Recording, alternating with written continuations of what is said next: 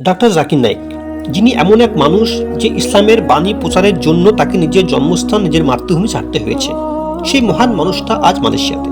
মালয়েশিয়ার মানুষ কতই না ভাগ্যবান যে পৃথিবীর সেরা Islamic scholar doctor Zakir Naik আজ তাদের দেশে। ডক্টর জাকির নায়েক সম্পর্কে নতুন করে বলার আর কিছু নাই। আমরা সকলেই জানি তিনার জ্ঞানের সম্পর্কে। পৃথিবীর তাবড় তাবড় স্কলাররা তিনার প্রশ্নের উত্তরে হিমশিম খেয়ে যায়। কোরআনের এমন কোনো আয়াত এবং এমন কোনো হাদিস নেই যে তিনার জানা নেই। সবই আল্লাহর দান। আজ দেখুন বার্ধক্যে পৌঁছেও তার মনের যে জোর, তার মনের যে বল, সত্যি আজকের যুব সমাজকে অনুপ্রেরণা দেয়। আমরা সকলেই সেই মহান মানুষটার জন্য দোয়া করব যেন আল্লাহ সুবহানাহু ওয়া তাআলা তাকে হেদায়েত দেন। তিনি যেন আরো বেশি বেশি করে হাদিস এবং কোরআনের বাণী পৃথিবীর প্রতিটা ঘরে ঘরে পৌঁছে দিতে পারে। আমিন।